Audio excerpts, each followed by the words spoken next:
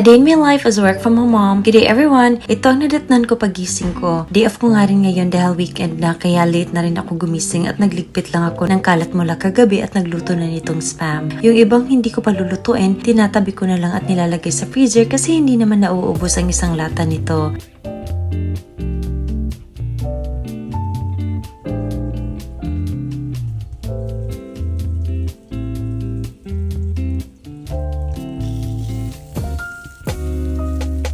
I also topped it with mozzarella cheese at nag-init ng niluto kong chicken curry kahapon. Our brunch is ready with Jeff at ang sarap ng pakiramdam na day off ko na ulit ngayon. Maya-maya nga ay naligo na ako at minsan wala na nga akong maisip na suotin kapag may lakad ako. Nag-aya kasi si Alex na mag-chill daw kami sa resort dahil gusto niyang lumabas and spend time under the sun. So pumunta kami dito sa Plantation Bay at kung hindi ka naman gagamit ng amenities ay free lang naman pumasok dito at mayroon ditong 3 restaurants na pwede kang mag-dine. Napakalawak ka ng lugar at si Alex ang nag-decide na pumunta dito. Ewan ko ba, nanghihinayang ako na mag-stay sa isang hotel kapag malapit lang sa amin. Mas gusto kong i-spend ang pera ko na mag-out of the country na lang o mag-travel sa ibang lugar. Maghihintay na lang ako ng promo flights, charing.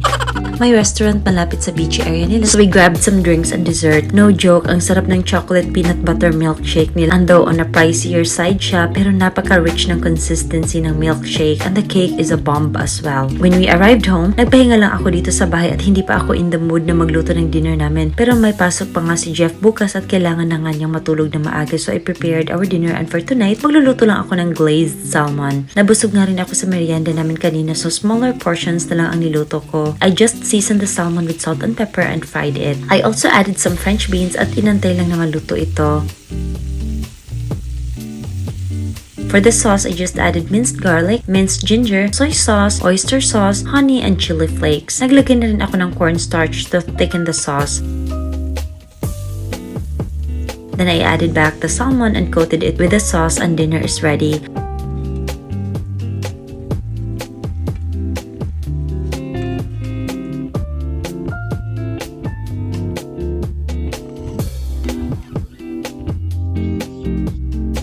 I plated our dinner and realized mukhang konti lang siya, but malaki talaga yan. At ayan, nag-react pa nga dito.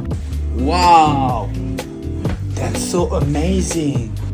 I just love how to spend a weekend na hindi maraming ginagawa kasi slowing down a bit is really important for your mental health. I strive and thrive every day so a little pause is vital. And that's how I spent my weekend. Thank you so much for watching. Bye!